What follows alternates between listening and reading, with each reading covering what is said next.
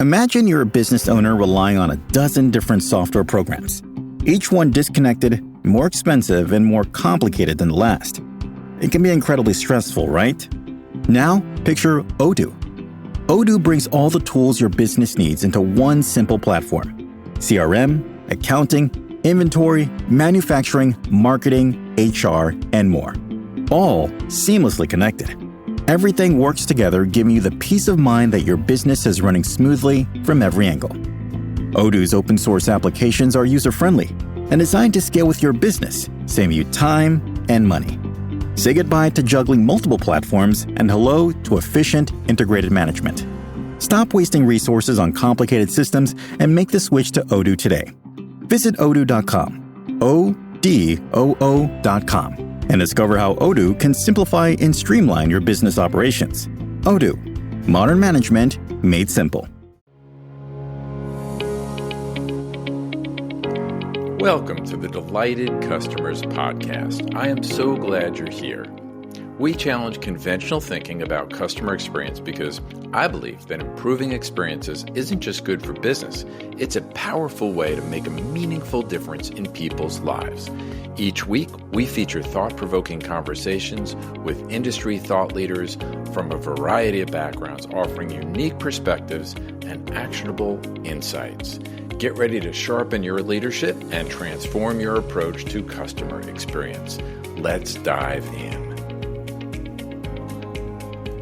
Well, I am so excited to have my guest on the Delighted Customers Podcast, a returning guest, Dennis Geelen, who is an author and a brilliant guy when it comes to customer experience and how to best treat customers. He wrote a book called The Zero In Formula. He wrote a book called The Accidental Solopreneur. He's got a brand new book that we want to talk about because I really think it can help people, especially in the area of change management. And it's called The 5 Shoes for Change. Dennis, welcome back to the show. Yeah, thanks so much for having me back, Mark. I can't wait to hear. You've got such a creative mind. You're such a good storyteller. And I remember doing a previous podcast about storytelling, and you help people walk through that. I encourage people to go back and listen to that episode. But today we're going to be talking about your new book called The 5 Shoes for Change. Catchy title. Tell us what the white space was and really what the book's about. Yeah, very high level concept here is that change is a journey. And if you compare this to a physical journey, you might be walking across all different types of terrain, different types of elevation. Would you only bring one pair of shoes for that type of trip? No, you're going to be encountering different things. You need different types of footwear. And it's the same thing with walking through a change journey. You need to bring different tools, different mindsets, different skill sets. And what we have outlined, my co-author and I, is there's 5 different shoes for change that you need for this journey. I love the topic. I think it's so important. I don't think we can ever get enough help and insights when it comes to leading change. I guess as humans, we have a lot of reluctance and reticence about change in general. Me coming from banking, bankers are even more reluctant than the average when it comes to change. But share with us a perspective, I think, if you don't mind, that you bring, and then also your co-author brought to the table. Yeah, so my co-author, I'll start with him. His name's Christian McMillan. He is a brilliant psychologist in Chile. Whole other story there on how him and I got together and partnered on the book. But he really looks at things from the clinical psychology point of view. What are the emotions that people feel? What are the steps they need to go through different life transitions, different things that they're bringing to the table through life changes? More of the business consultant side of things. So I'm always working with leadership teams on, well, how do you scale your company? That's a change. How do you implement new systems and processes into your company without having a negative impact on your employees or your customers? Those are changes. So it's really the melding of those 2 different perspectives together that him and I bring to develop the 5 shoes for change together. Really nice background for both of you. Why should the C-suite really care? Like, what is the big deal when it comes to this topic and how you see a gap? Because the C-suite really has a lot of issues they're dealing with. And so why should there be a focus on this? Well, the old saying is, death and taxes are the 2 things in life you can always count on. Well, I would add a third, which is change, right? Mm-hmm. And the rate of change is just getting so fast. the last 10 years. We've probably seen more change in the last 10 years than we did in the previous 100. And then in the last 5 years, that rate of change has only gotten faster with AI, with all the stuff at our fingertips now. And that just means that businesses have to keep up, let alone be leaders in any of these different areas. So change is something that, yes, we've gotten better at. Yes, we're a little better at understanding it. But I think we're still so far behind the 8 ball when it comes to having better language around change, better understanding of how to actually lead change effectively. And with the rate of change these days, this is becoming a must. So let me just affirm what you just said. My own experience, and let's see, if I go back many years, worked for a large forms manufacturer, basically a printing and label company, and they got swallowed up by a bigger company. But we had acquired a company, went through that change. Then later on, I worked for Boise Cascade Corporation. We bought OfficeMax, changed our name to OfficeMax, and had 2 completely different cultures. That was I'm going to share 4 different acquisitions / mergers that happened. That was the one that had 2 completely, because you're talking about retail people, a lot of hourly people on the OfficeMax side. We were an enterprise B2B company, 2 totally different cultures, and it really was very painful when it came to meshing those 2. And then the bank we acquired 2 companies before the bank, long after I left, it was acquired by another company. So this sort of consolidation isn't going to stop anytime soon. And so that's just another, I guess, avenue for change that happens. That's a hard reality, right? Yep. Yeah. And it's funny you mentioned when the name changed. Sometimes something as small as that can be enough of a change to really have people have a difficult time going through it. Here's a real simple, silly example from my own life. There was a local band in my area just starting up. They were starting to get some traction. I was related to, or I worked with one of the people who was related to one of the band members, so I had a bit of a loyalty, a bit of a reason to kind of listen to their music. And about 3 years in, they decided to change the name of the band. Nothing else changed. All the exact same band members, same sound, same kind of music and everything. But I was attached to the old name. And for some reason, that was enough to make me kind of stop following the band. And there was just this affiliation with the old name of the band. So we got to be really careful when we're talking larger scale changes, especially if you're leading one of those, not to assume that it's all just logic. There's a lot of emotion that gets tied in with change. Both your employees and your customers can be really tied to certain things that you may not even suspect, like a simple name. Great. That's a great point. And words and phrases and what you communicate totally matters. I want to ask you, when it comes to change leadership or change management in general, what are some of the myths out there that I think some people believe that are maybe not true? Several. One of them being everybody will come along at the same pace, or everybody is starting at the same starting point. Not true. Everybody is experiencing these things in different ways. In fact, in our upcoming book, The 5 Shoes for Change, we talk about 4 main catalysts for change. And even though it could be the same change for different people,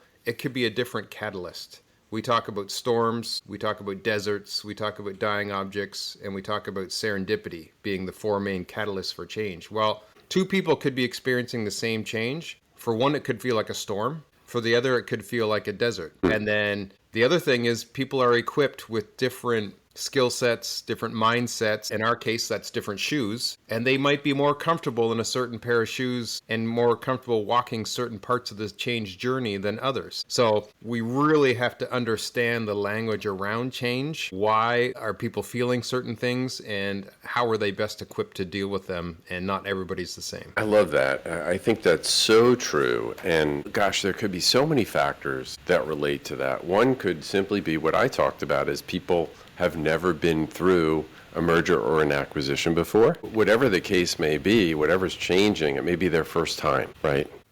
Yeah. And somebody else, we may assume, they've been through something like this before, they'll have no problem. Well, maybe there's a slightly different emotional trigger here. Maybe there's a different loyalty. Maybe there's a new unknown for them. Never assume. And maybe they went through multiple changes in the past and they didn't go well.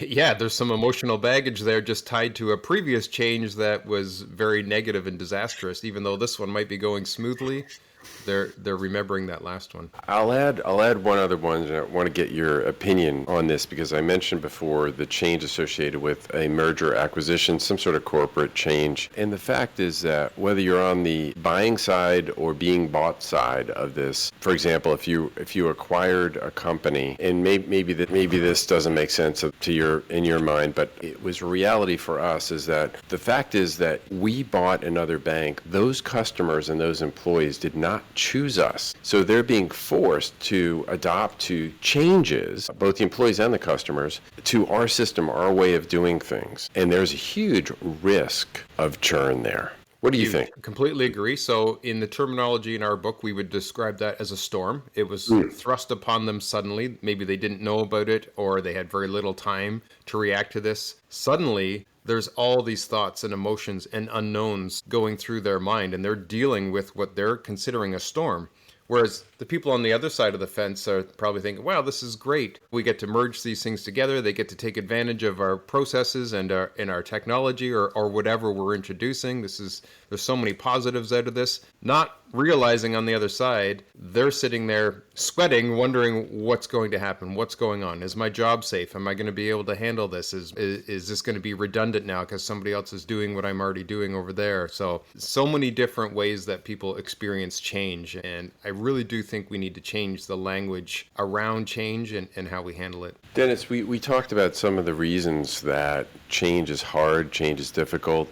What are some of the missteps that companies make, leaders make when it comes to change? I think a big thing is being upfront with as much communication and information as you can from the beginning. Obviously, there's limits on what you can and can't say, but there's that old saying, sometimes you have to say something 7 times for people to really get it. Here's a great example. I worked at a company once, and we were rolling out a really small change, and it was announced to all employees in the department that it's coming. This is what's happening. Again, not a very large change, but a couple of employees, the second they heard that, it's almost like they had tuned out the rest of the message because their mind went to, uh-oh, is my job safe? Am I going to lose my job? So that's all they heard. And if that's the only time you communicate about this, they're stuck with that. So it needs to be communicated multiple times in large group settings, in one-on-one settings, allowing people to ask questions, allowing people to kind of work through what does this really mean for me. But I think there's this assumption that, oh, we put out a company memo, or, oh, we mentioned that at the quarterly meeting. Everybody's aware, great, now we can move on and start taking action. Well, for those employees that maybe felt this emotional surge right off the bat and didn't quite grasp and understand the entire change and what it did or didn't mean for them, they're not along the change journey with the rest of you. So over-communicate. Find different ways to communicate. Communicate one-on-one if you can. Allow people to ask questions. Missing that step right off the bat is setting that change up for potential failure. Even if it's a small one, like in our case, we learned a lot from that misstep and not over-communicating the change from the beginning. Yeah, such a great point. And like you say, people are at different stages in the journey, and some may not come along till the very end. Some may not come along at all. So I guess we're trying to mitigate those factors to the best of our ability, because change, like you said earlier, it's a coming. Yeah. It's inevitable. And it's so funny because we know this. We know that getting outside of our comfort zone is a good thing. We know that changing is a good thing. We know that growth and learning is a good thing. Yet inside all of us, we resist it. We can't help it. I think it's just the way we're wired. We like comfort zones. We like safety. We like the known. And that's where we want to stay. But we also know to grow, to learn, to get better, we have to go over here. But still, we have to have all this language, all these processes, the right shoes in place to be able to walk that path effectively. And no matter how many times we do it, it never really gets something that we're excellent and good and comfortable at. We have to always remind ourselves, time to change my shoes. I'm going to walk this step of the journey now. Time to put on these more comfortable pair here because I'm about to do this. So I don't think it's something we'll ever, as humans, be really great at and experts at. And that's why it's so important to keep bringing this up and learning it ourselves as leaders to get better at it. So true. Such a good muscle to try to build is this ability to change and be able to transition well. Dennis, a great transition. You brought up the shoes, and I'd love to talk a little bit more about the 5 shoes for change. Pardon the pun, but would you walk us through, at least at a high level, the Sure. 5, and then maybe we can drill down to 1 or 2 of them. Yep. So Struggling to connect the dots across your customer journeys? You're not alone. For many CX professionals, journey mapping is still manual and fragmented, especially in large organizations. Journeytrack changes that. Their platform unifies journey mapping, management, and measurement in one place, giving you a real-time view of every touch point. Uncover friction, align teams, and prove the ROI of your CX initiatives so you can make smarter decisions and deliver smoother journeys. Want to see how AI can help you map smarter, not harder?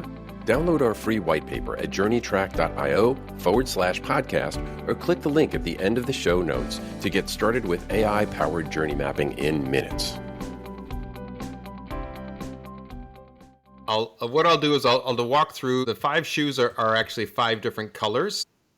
Okay. And they correspond kind of with the change curve, if you're familiar with that, how you're thrust into a change and eventually you come down to maybe the low point or breaking point until you finally work your way out of it. Mm-hmm. But basically, there's a black shoe, red shoe, yellow shoe, green shoe, and blue shoe. And I'll just give a real high-level overview here. When you're first thrust into a change, you need to absorb the impact, the shock. You need to be able to, okay, what is going on here? For that, you need to be wearing the black shoe. And in the book, we go into what does that look like? How do you wear the black shoe? How does that help absorb the impact? Once you kind of get past that first phase, now you need to take off the black shoe, put on the red shoe. This is where you're going to be experiencing different emotions now. How do I express those emotions? How do I release the different pain that I felt because of this change? How do I experience and express these emotions properly? Once you kind of get past that phase, it's time to put on your yellow shoe. And this is really the thinking shoe. How do I now clarify my direction now? How do I make a plan? How do I really think about what needs to happen next? That's the yellow shoe. But like we all know, just having a plan or just thinking isn't enough. Now you need to take action. So that's the green shoe. Green shoe is the action shoe, where you're actually carrying out the plan, carrying out the change. You start taking action, you start moving on, you start building new habits. And throughout the entire change curve, really, there's another set of shoes you need to be wearing that entire time, and that's the blue shoe. And the blue shoe is all for growth and learning, seeking meaning. How am I growing through this? What should I be taking from this? What am I learning from this? What are the values? What are the higher perspectives I should be having because of this change? So those 5 together make up the 5 shoes that we really need to wear through the change journey. Nice. I like the color connection to the different stages as they go through it. I share with you offline also, this reminds me of De Bono's 6 Thinking Hats. Yes. And that was just designed for people to make decisions as a group, given the fact that we all have different personalities. So it was pushing us to wear different hats, put on this hat and become this person. Tell us how you believe this model should be experienced by the different players in the group, leaders, middle management, employees. How should we be activated? So going back to the shoe analogy, we are most comfortable in our own shoes, right? If you were to borrow somebody's shirt, it might not feel out of place. You put somebody else's shoes on, that can feel strange, right? It's kind of molded to their feet. They've been wearing it. You put it on, it's not yours. It feels strange. Well, to that same analogy, certain people are more comfortable in certain pairs of shoes, right? Maybe you're more comfortable wearing the black shoe, or maybe you're an action person, so the green shoe is for you. Maybe you're a thinker, an ideas person, so you're a yellow shoe person. Well, to go through an entire change journey, you really do need to get used to putting on and taking off these different shoes, because one pair of shoes is not going to get you through the entire journey effectively. That's as an individual going through a change on your own. Well, what if you're a team? Certain people on the team are going to be more comfortable in different types of shoes. So maybe at certain parts of the change journey, they take a little more of the load, or they take a little more of the lead. Let's get our thinkers together for the yellow shoe part of the journey. obviously we're not ostracizing the rest of the group. You have to do this effectively, but those are the people we might rely on a little bit more. And then now it's time to put on the green shoe, and those people are going to take the lead on that part. But overall, we should all, over time, get more comfortable with each of the different pairs of shoes, because they really are all good for us. They really are all needed for different parts of the journey. I mean, life is a journey. So we should get comfortable or more comfortable in these different shoes over different periods of time. So one of the things that we will be including either in the book or with different workshops that we do will be an assessment, so that people can understand which shoe am I most comfortable in right now. That gives you a good idea of your team. If you have a team of 10 people and boy, we have nobody on the team that's really a green shoe or a yellow shoe, is that a problem? Or while we're going through a change, who on the team should we rely on a little heavier in different parts of the change journey? So really just getting a better understanding of the shoes, which ones you're more comfortable in, and how do we utilize them more effectively. Yeah, I think that's a great starting point. Just have some self-awareness of where everybody is in this and acknowledge, what are some of the gaps that we need to grow into as you're moving along this. Can you share an example of, let's just say, I'm in the black phase, and that's where I think I am, and what are some strategies that an organization can use to move people through that storming stage and help people maybe if they have more of a reluctance in that area? Right. So the black shoe by definition means you're a little more comfortable at absorbing that initial impact. Those are those people that are good in crisis situations, right? Something happens, they're on it. Hey, I'm going to minimize the impact. That's great. That's where they thrive. But you can't stay there. It's not always crisis mode. It's not always, okay, now we're coming out of that. We need to really start putting on the red shoe and saying, okay, what are the different emotions people are feeling here? Let's be a little more empathetic. And maybe the black shoe people aren't the best at being empathetic and really expressing or helping others express their feelings. So we need to first understand that is a requirement. We're now going into that phase of change. So acknowledging that, recognizing that, and then having the language around how do we transition there is most importantly. So I think it's a lot of education.